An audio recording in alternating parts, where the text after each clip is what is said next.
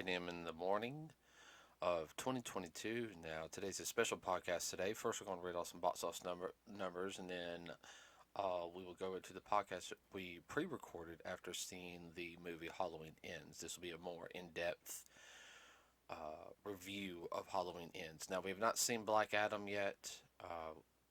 Life getting in the way. But we are going to go see Black Panther today, and we will do an in-depth review of Black Panther, what we liked about it, if anything we did not like about it, which I highly doubt that. In about a month or so is when it'll come out. We're going to wait and do these in-depth reviews on these movies now after they've been out for a while, so there's no spoilers. So, with that said, I'm going to give the box office review for Black Adam first. Domestically, everybody is made $140,501,421. Internationally, uh, uh,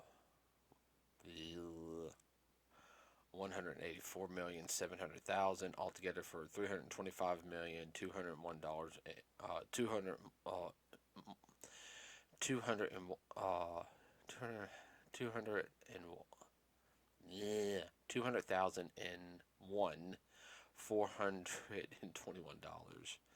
So right now it's still doing pretty good. It's made its money back from the filmmaking and everything. So now it's just got to get more profit. The Black Adam I think will go down some due to the fact is that Black Panther's coming out.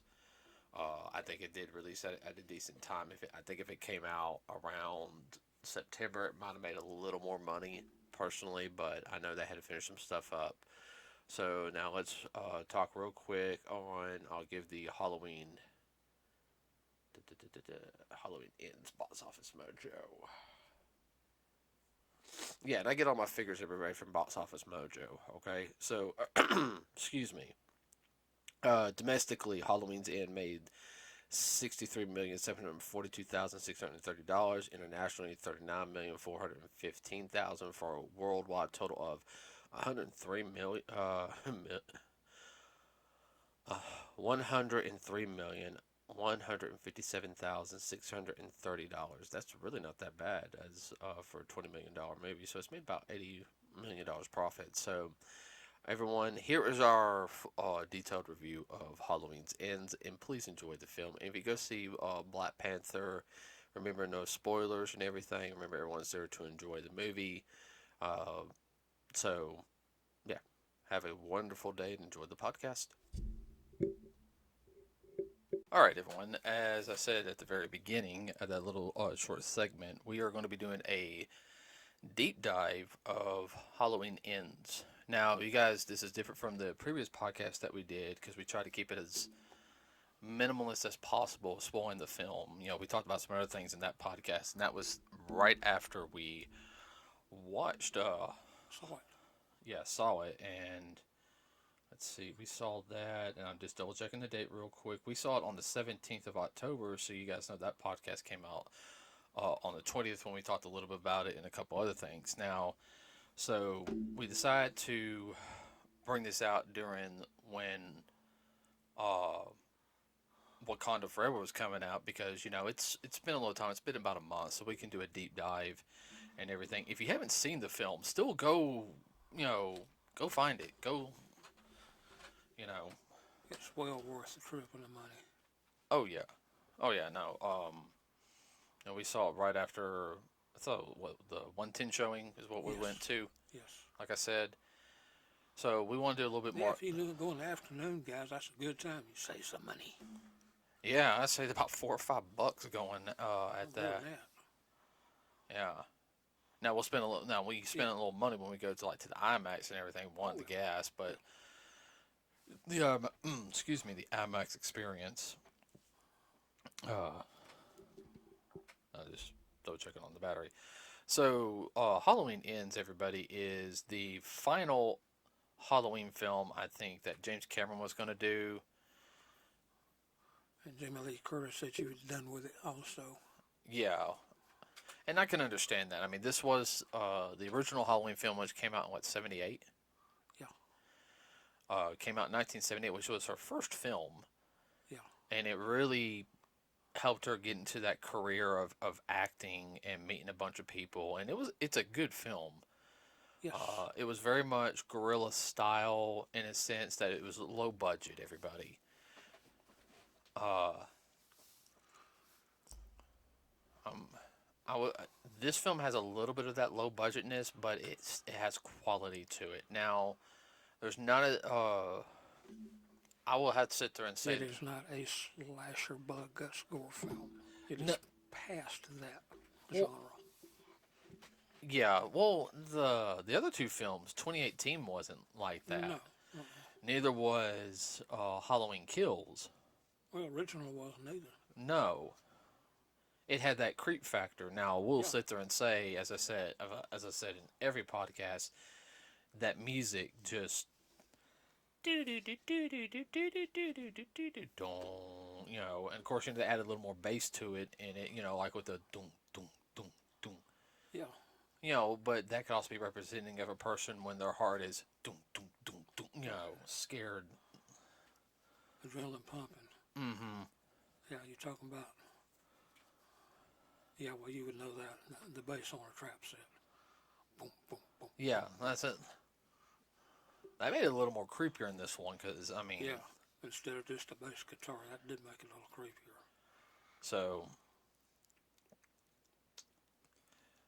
I will have to sit there and say I'm glad that they did talk about the previous film a little bit, like the 1978 film and what has led to the previous two films.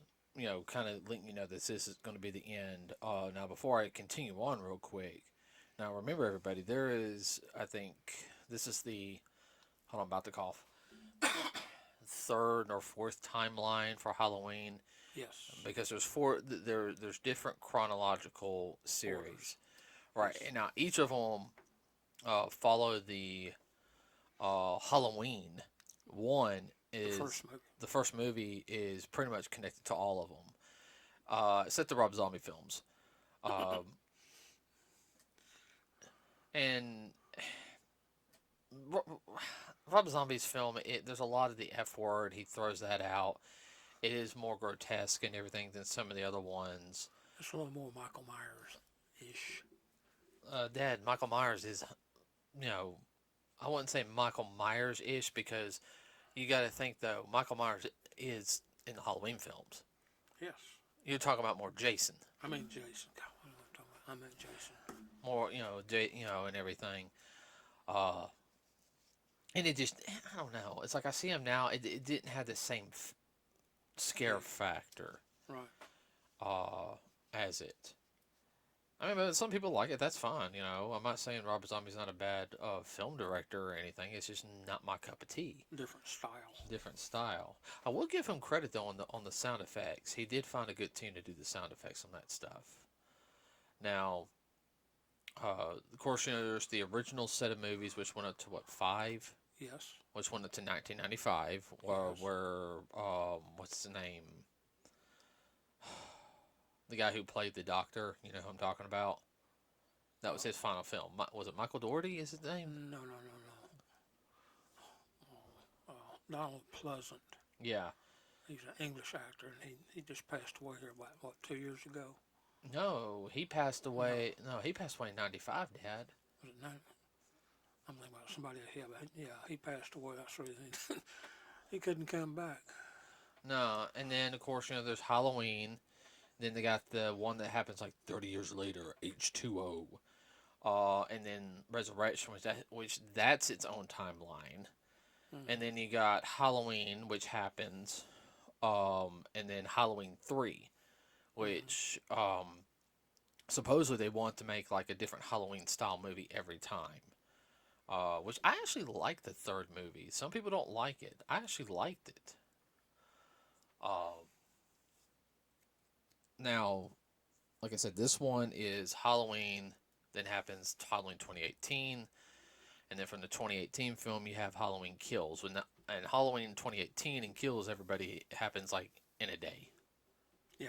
Like a day, or because it ends on Halloween. Yeah. And then The start of this film is a year later.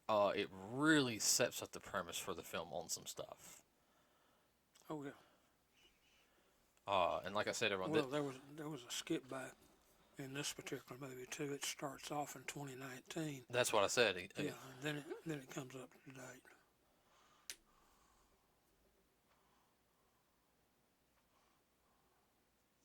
Which that was part of the setup. This is very, very much a psychological study. Okay, quit shaking your foot. That's Okay. no. It's disrupting your talking. I'm not trying to make you mad. No, you were right. A very psychological. The film starts everybody. The first scene, you know, boy is getting has a babysitter. It's a dude. It's not a girl this time. So uh, the boy is a little bit of a brat. Chip off the old block mother. Yeah, the mother's a brat too. That's all I'm gonna say. Keep it GP. We'll leave it at that. Yeah. The boy plays a prank, and unfortunately, the babysitter says, "I'm gonna kill you." I think he has some claustrophobia. Probably.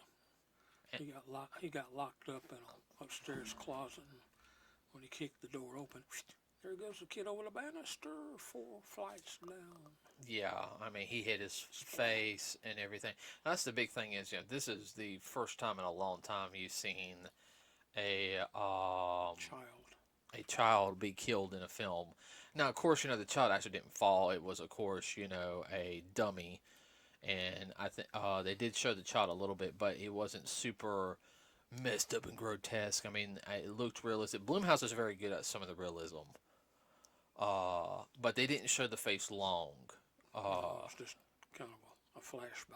Yeah, but see, it's been a while since we've had a child actually be killed on screen, and that's one of the big things with films nowadays, even horror movies. You don't kill kids and everything, or they have to die off screen, Yeah, no children. and that was a little risky. Oh, I'm sure there's gonna be some pushback on that. Oh yeah, we still haven't heard anything yet, so. Yeah. Uh, Of course, needless to say, this sets up for the guy that was the quote unquote babysitter, or just what say sitter. It messes him up. I mean, he didn't mean to do it and all, but had to cart him off, put him in a loony bin. And that's where the whole psychological thing comes in, because the whole town is just on edge all the time. Corey Cunningham is the name, Yeah. and he's played by Rohan Campbell. He did a good job of that. No, he did. Like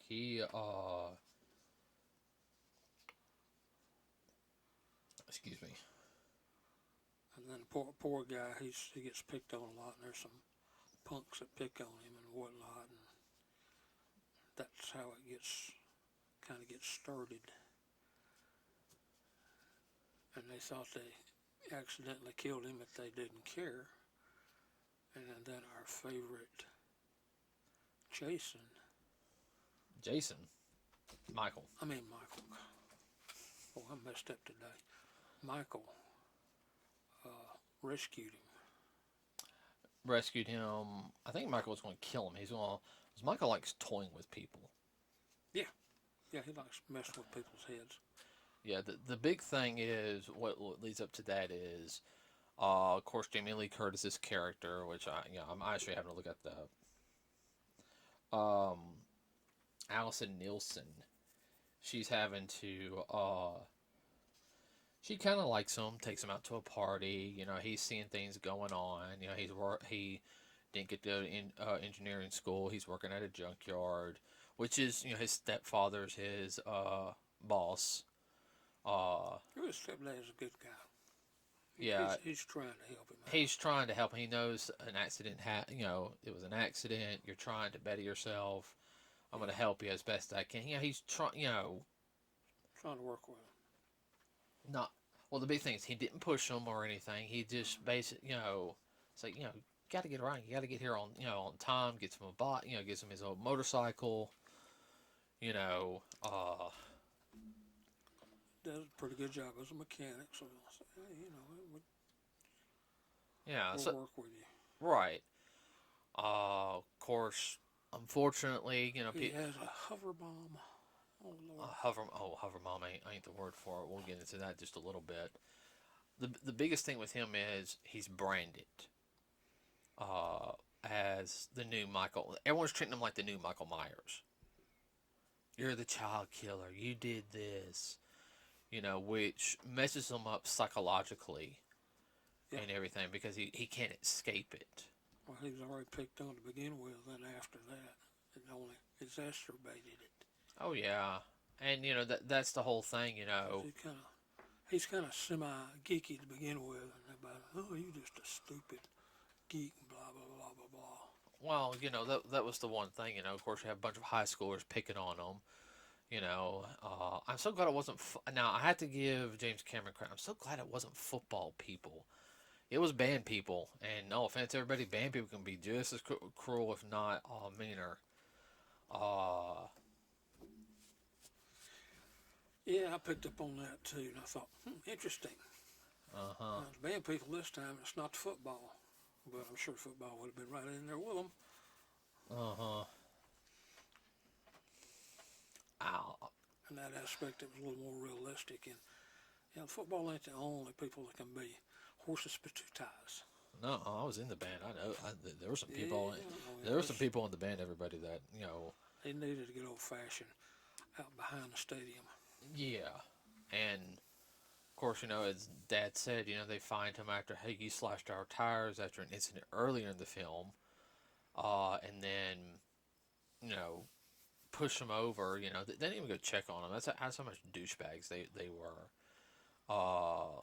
Self righteous, and that's another thing is a lot of people. Yeah, we're better than you are. Right, it was very much of a I'm self righteous and everything. Typical small town philosophy, but that comes across in the big town too with the cliques and everything else. Just people being bad actors, which is one of the new terminologies for being bad type people. Mm-hmm. It's all about me and me alone. I don't care.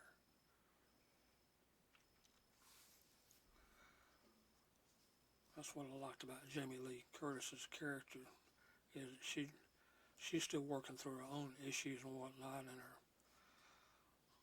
the psychiatrist told her, so got her to work and write a book about her experiences and kind of a self-help book, for other people.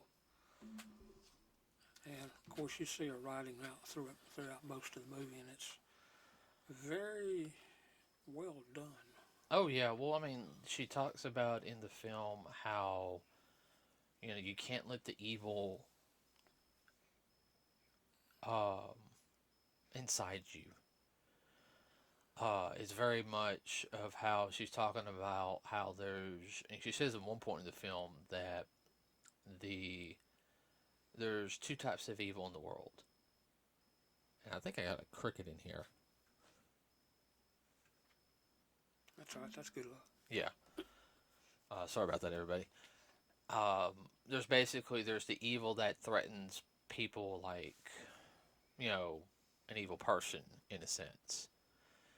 The evil, like you got to protect them to protect the, and she talks more primal on that, like you got to protect the tribe and everything, Yeah. the threat to the lives of everybody around or the town. That's evil. And then there's the evil. She basically sits there and says that is within us. Yeah. Uh, That we have to control. that's the way it is. If you don't learn to control it or let it go, it will fester and It'll turn on you and destroy you. Well, it's the whole thing. I think is one of the things that was said in Batman the Animated Series, the Mask of the Phantasm movie, is Alfred sits there and says that one of the villains in the film Yeah. who Bruce knew, sister, and says, "You stare into the abyss every day. The problem is, though, I think her name was Andrea. Yeah, it was Andrea. Andrea fell into that abyss, saying she could never come out to it, and everything." Alfred's sister and tells Bruce, he goes, "You tread on it every day, and I'm always afraid you're going to leap over the edge," because Bruce is that teetering Yeah, on the yeah, he edge. teeters on the edge. And I think that's what also the representation means, that the void of evil can sometimes grab hold of you. Like a black hole. Well, I mean, after he fell off the bridge, Yeah. and he was and everything, and about to be killed by Michael Myers in Yeah. the I know they did kind of like a flash thing, and I know there's gonna be a representation that Michael transferred his evil into him. No, I think the boy saw the evil and just was like, "Hey, he's powerful. Like nobody will mess with him. Like yeah." And Michael saw that. That's why he let him go. It's like, wait a minute, he's like me. I see a kindred spirit. Spirit. And anybody who doesn't know, And maybe I can be his mentor. and let him, in a very twisted sense. Yeah.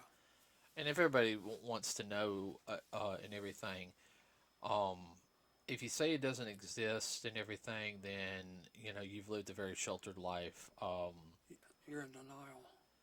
That you can look in people's eyes and you can sit there and tell something's off about them. Um, you, as a retired deputy, know that. Well, also too, that's what I studied for too, psychology. Oh yeah. And anybody sits there and says no, no, and everything. You have two types of people in psychology. You have your idealist who thinks you can save the most tortured soul, and then you have your realist is like they are beyond hell. They are pure evil. But very few of those. Um, oh yeah, no. Um, Example, Tahome. Tahome. Is it Tahome? Lupin the Third's teacher.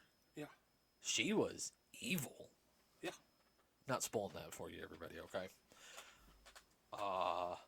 There was no saving her. Well, a lot of your serial killers are like that, but they're all. Let's see, what's the word I'm looking for? A lot of people would say they have no soul. They don't have any empathy for anybody But themselves. but themselves. And that was the whole thing with Michael. He has no empathy. And it's not the whole thing. Michael was like, oh, I care about you, boy. No. It's that I'm the alpha. You're going to listen to me. Yeah, And you will take exactly. over. You will take over, basically, when I say. That was the feeling I had. Yeah. Yeah, exactly. So Michael had no remorse for what he has done. No, he enjoyed it. He did it for giggles. He never laughed or anything. He just thoroughly enjoyed it. Yeah. He didn't laugh, but you could tell he was getting pleasure out of murdering, killing people. Yeah. And I think he shows that to, I'm pulling him up because I can't remember the names.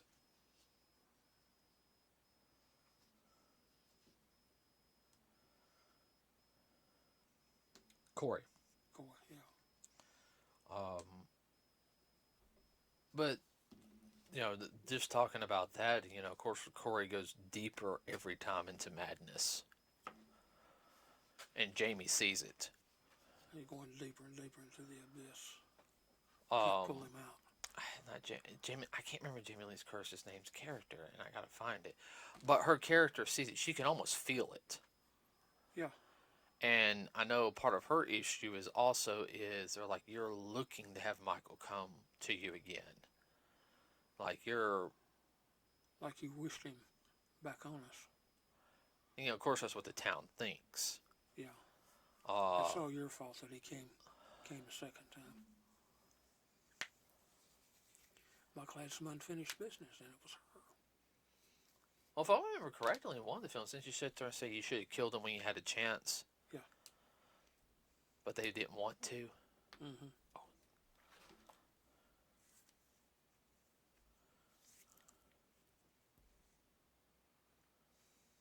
I'm looking. It's like in the first Halloween, they thought he was dead. Everybody said he should have been dead. I have known people been shot with a .357 Magnum at 10 feet 6 times down to the pelvic area in the left.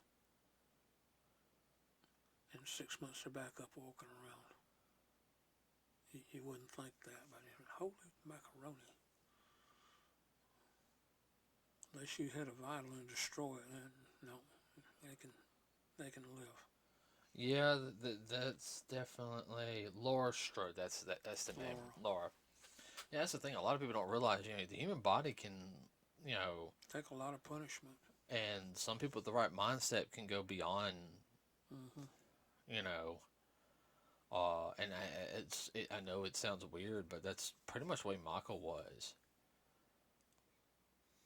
As some people say, he had superhuman feats and everything. It doesn't mean he was some superhuman. It just means that he was above average strength. I don't think he was autistic or anything. I'm not even going to put him in that spectrum. I think he may be one of those people too. He had very high tolerance to pain. There's some people, their pain is almost turned off, and they can turn it off. They cut a certain nerve Yeah. below the neck. You won't feel anything. And believe it or not, everybody, without your pain receptors, you'd be surprised what you can do. Your pain receptors keep you from shredding your muscles too much. Mm-hmm. You think about over the years all that's happened to him. He'd been shot, stabbed, mutilated, burnt. But they never cut his head off, and they never did blow his head off, and they never did blow his heart out. Oh, I know. So there was no death shots on him. Well, I will sit there and say definitely is with Corey going into the madness. He had the attitude like, I'll get revenge for the girl I like by killing people that do her wrong. I'll start with them, and then I'll start on the ones that do me wrong. Mm-hmm. Because you can tell how the murders, the way they did, were getting more personal. Or I wouldn't say personal. They were getting more.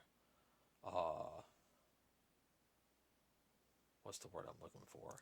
Well, they were personal in the sense that they has affected the girl he really liked, and then the ones that were picking on him and whatnot. It was just get even. Well, it's like the doctor. I think he had a quick death, and of course that girl nurse who was she got killed by Michael.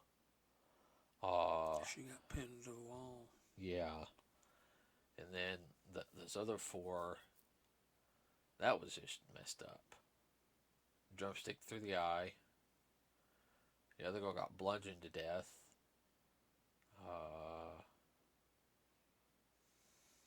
That one girl got her head stomped in.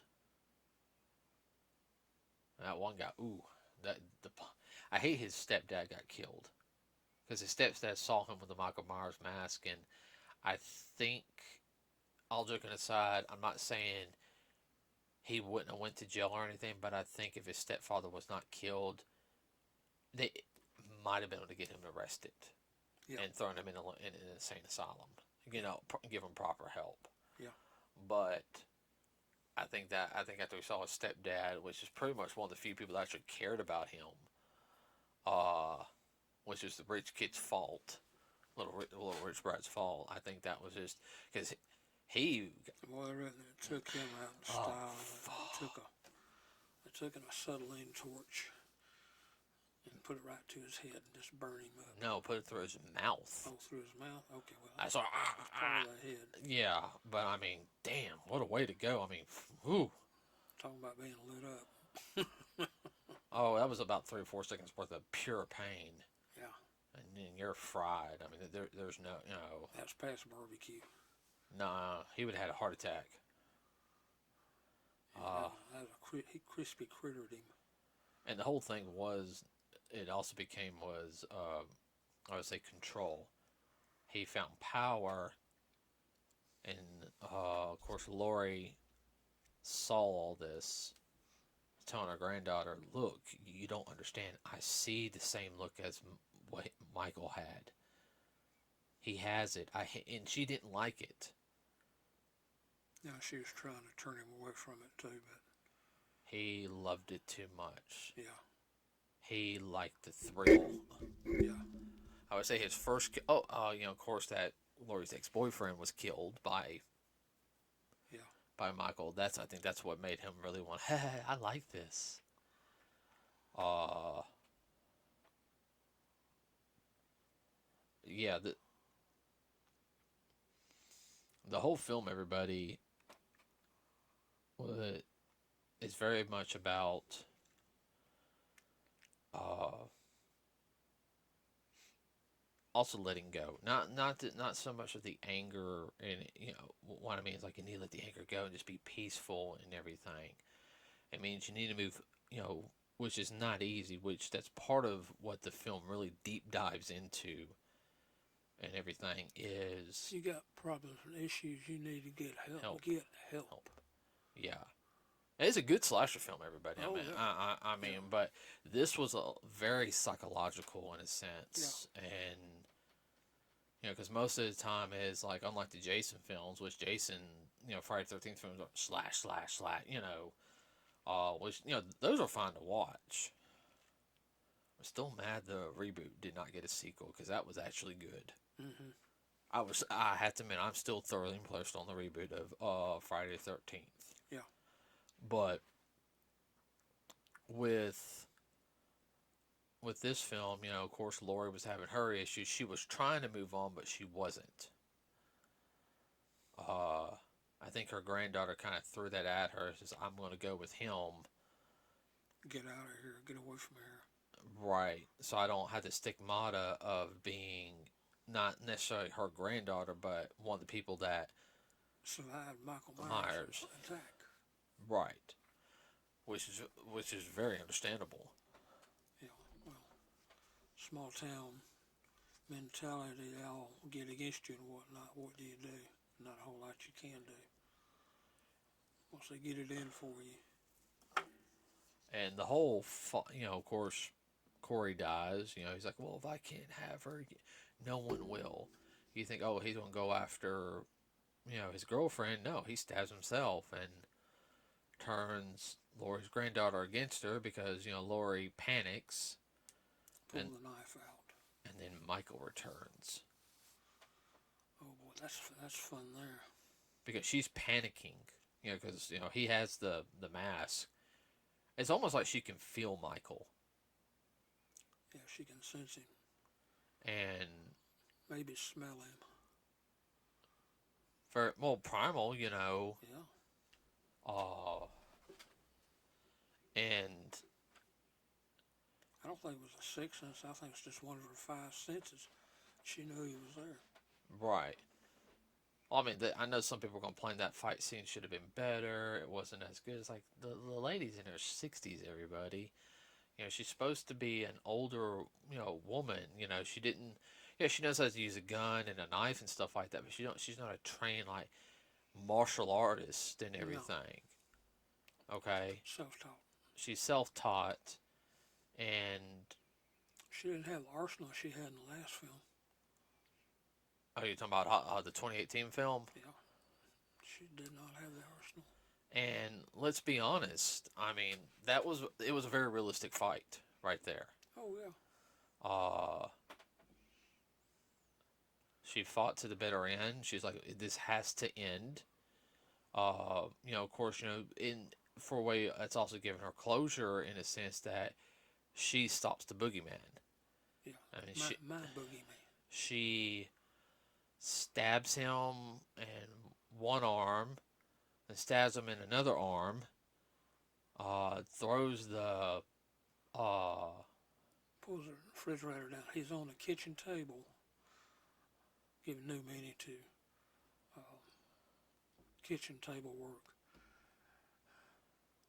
She had one hand, a butcher knife through it, had it pinned down. and pinned down the other one and pulled over the That. over the onto his leg, so he was pretty much trapped. Yeah, she pulled his Mask off. mask off, stabbed him in the chest. Um, Basically sit there and said, "I thought you were the boogeyman. I tried to forgive you. It ends tonight." He's She just another man. just another man, which that's fine. I didn't Didn't have issue with the that. no Then she slit his throat. no. Didn't she do the side first? Yeah, she did the side first Yeah.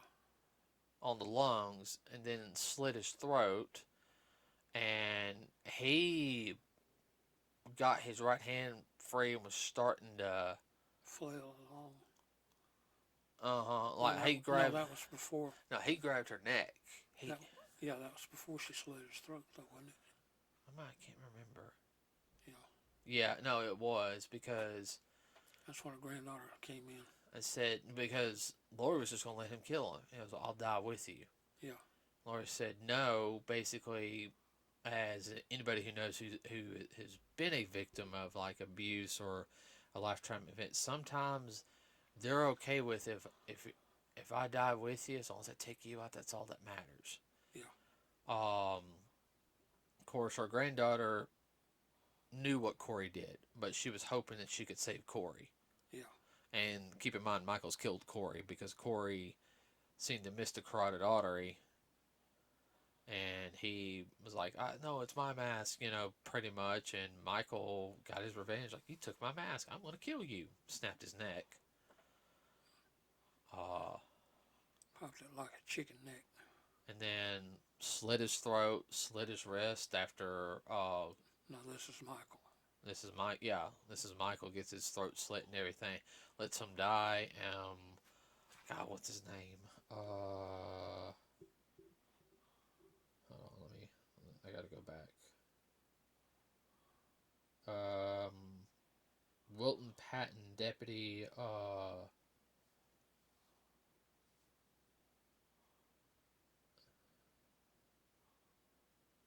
Are you talking about the high sheriff? No, not the head. Not the. Are you talking about the local popo? Yeah. Yeah. Local popo. The one he's known Lori for years. Yeah. Frank. Of course, Frank sits That's there. He finds it because he's worried because he's in love with Lori. Okay. Yeah. Basically just sits there and has that look like, is that Michael? It's Michael. And he already knows what to do. They strap him to the car. Of course, some of the people are like, we can't do this. It's not proper processing. Blah, blah, blah, blah.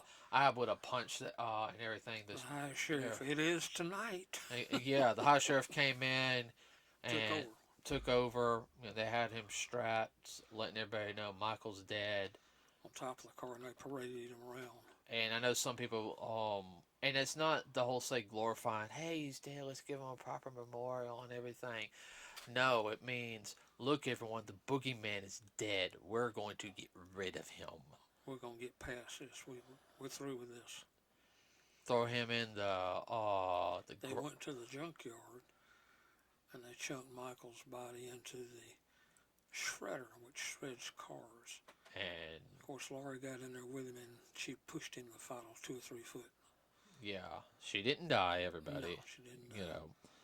But for her, that was closure in a sense that, hey, he's gone. He's gone. He's gone. He's dead. He's kaput. And you could tell at the last scene, of course, Frank, she's like, well, what about those cherry blossoms? Because in the earlier part of the film, Frank talks about he's learning Japanese because of his niece. He's thinking about going to Japan to see cherry blossoms bloom in the springtime, which are very beautiful. I've seen pictures of it. You can go to DC and see them too. Yeah. Well, it's kind of my feeling is he wanted to get out of the country and see something different. Yeah. And if you guys don't know, a lot of people treat the cherry blossoms as a way of new beginnings. It's the time of spring, new growth, and everything. So newness. and of course the granddaughter leaves the The town. the town. Lori finishes her book, and yes, the whole thing is that it's not saying it comes full circle. It just means that, hey, um, evil is still there, but evil will always find a new shape to take on. Yes. And the way they took care We of have to be on guard, basically, is what she was saying. right, but at the same time, by destroying this body, this shape of evil, Yeah. the town could heal because it wouldn't be allowed to fester anymore. Everyone could go back to normal. It's gone. We got rid of it. There would always be a legend of Michael Myers, Oh, yeah. but it'd be like the legend ends with him dying. You know. Yeah. No, he's for real gone this time. We all saw him get thrown in the shredder at the junkyard and crunched up like a big super duper meat grinder. Yeah, I mean, and that to me was it was still. And don't get me wrong, everybody. Even though the fact is, it's one of those. The boogeyman's gone. It's not just hey, let's have a celebration, no party. It's still that whole thing of like it's gonna take. It's gonna be a slow process for everyone to get over, in a sense. Yeah, well, it's almost like a war. You just don't get over that. No. I mean, I thought the film was very well done. I mean, I love the cinematography in it. Uh, I thought the music was good. The way the editing was, it did not have any fluff, No, and it's pretty straightforward. it's pretty straightforward. Now, I could not watch Halloween Kills and go directly into this one because No, Halloween Kills everybody is a big like I had to say Halloween Kills makes a lot more sense now after watching this film. yes. Well, we always knew it was a setup. Well, yeah, it's definitely a setup. A setup for the ending. And well, because with the last film, there was very much the mob mentality. You know, anybody, pretty much anybody could become Michael. It's Michael. It's Michael. And oh crap. Like a typical Frankenstein movie, the town folk get all their pennies on a wad. Uh huh.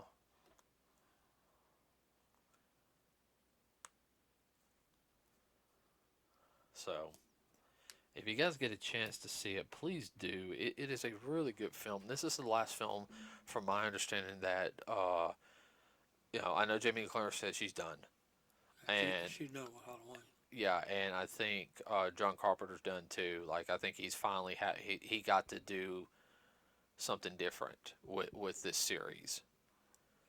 Yeah, I thought it was interesting the way they set up. Everybody thought, well, Michael's going to come out and he's going to go after Jamie Lee Curtis. No, they put a little bit more backstory on there. Put a twist on it, which I said, that's very, very good. Yeah, Almost like a continuation of Michael, not but they nipped that in the bud. yeah, and that was something. That was part of the whole idea. Don't let the evil take over. Right, because I mean it's very simple. Everybody, even I know some people who've been through some traumatic events. I'm not gonna call any names out, okay? All right, I'm not gonna tell what they've been through, but even talking to them, helping them as best I could as a friend, and everything, it's very easy to go down that slippery slope into either depression, anger, um, or get into darker thoughts. Like the world. Just like Albert, I was worried about Batman, about Bruce Yeah, going down that dark rabbit hole, yeah, not ever coming out. right. So, Which that can be very easily done if you're not strong enough and you don't get help. hmm now this is not a movie you could watch every time you turn around. This is not a typical No, slasher film. It's no, good for Halloween though. yes. Around the Halloween, I say everybody you can watch this series definitely between like September and November, no issues. Well, basically, what the town had overall was PTSD. Yeah, and well, it didn't help also with like the anybody involved. They always kept bringing Michael up, and instead of that whole thing was, hey guys, remember be on the lookout just in case anything happens. Keep it, Don't Don't let do anything stupid. Don't let your fear get to you, but keep your eyes and ears open. No, you have people Michael the boogeyman, which in turn in today's age is what happens when something major happens. What does everybody do? They grab their daggum phones and they start, I am live, trying to they. It's like what they sit there and say. They make it about themselves. Yeah. And that's what all these certain people were doing about Michael. Yeah. And everything else. It's not about what happened to the victims. No. It's about me. And in turn, by being like that, they're setting themselves up to be the next victim. Mm-hmm. Or a victim. Right. So. There are quite a few F-bombs in it, but, that's oh, to be yeah. expected. It was realistic in that sense. Yeah. Still had a classic 80s feel to it, though. Yeah.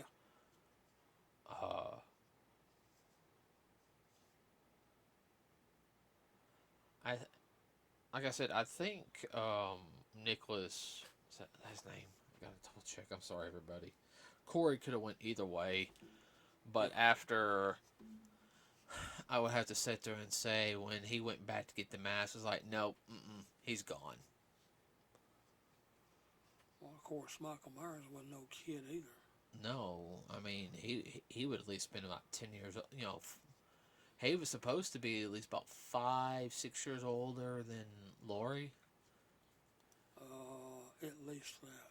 Yeah. No, more than that. No, he was supposed to be about 5-6 years older. No, because when he did his first kills, he was only 10. I'll need to double check. It was 10 years later. He might not have been much older than her. But he also had a hard life too in the South. Yeah, when you get shot and cut, yeah. Yeah. Burnt, like he'd been in a war zone. Yeah. So. But with that said, anything you want to add to this? Well, it's one to sit and after you see it, sit back and think about it and think about what Jamie Lee Curtis's character was trying to say. Think about the words that she was writing in her book. Mm-hmm. Like, it's time to, like the whole thing, it's time to move on. Yeah. Evil lives, but we can't let it control us. Exactly. And that's what they were doing by pointing fingers. Everybody, the first time you watch this, I would not advise to watch these films alone. If because if you're easily freaked out, this can freak you out a little bit. Yeah. So that's all I got for this, though. Well, like I said, very psychological. Oh yeah. Anybody who's been around this kind of stuff would really say, "Yeah, that was very realistic. That does happen." Mm-hmm. I said that's all I got, Dad. Yeah, that's all I got.